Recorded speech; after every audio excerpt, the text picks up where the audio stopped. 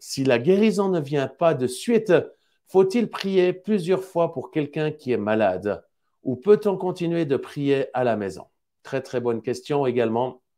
J'aimerais dire ceci. Jésus nous a laissé un exemple où il priait pour un aveugle et sa vue, elle s'est améliorée un tout petit peu. Et ensuite, il a repris une deuxième fois, une troisième fois. Il a prié pour lui plusieurs fois jusqu'à ce qu'il voie complètement. Si Jésus a fait ceci, eh bien nous sommes appelés à faire la même chose.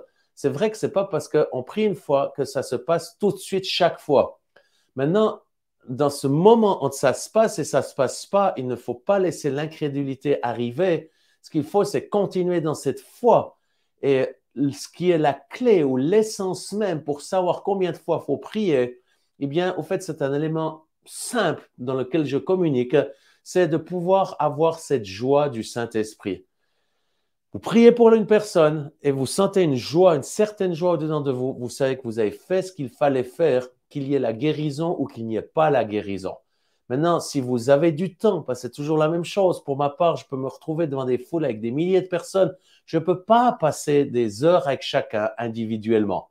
C'est pour ça qu'on a cette association de ministère de guérison où les gens peuvent appeler et où on prend du temps avec les individus, avec chaque personne qui est souffrante, qui est malade.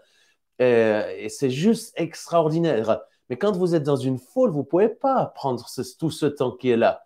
Donc, vous faites un geste, vous bénissez les malades, vous imposez les mains, vous envoyez sa parole par des paroles de connaissance, ou simplement vous libérez la puissance de Dieu. Et c'est une explosion de guérison sur des foules qui, des fois, sont des dizaines, voire de centaines de milliers de personnes. Et c'est là qu'on voit des choses extraordinaires.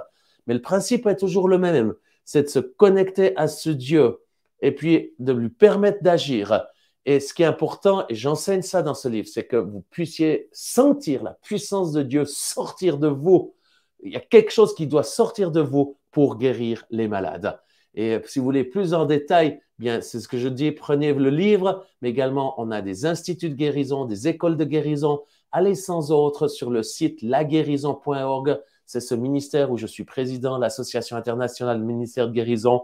Vous allez sur mon site internet, vous allez dans les ressources et puis vous trouverez les différents liens pour ces ministères partenaires. Et entre autres, on a des écoles de guérison, instituts de guérison où on enseigne ces choses, pas juste moi, mais avec d'autres ministères de différentes dénominations, protestants, catholiques, évangéliques, qui partagent leur expérience, leur révélation pour grandir dans la guérison.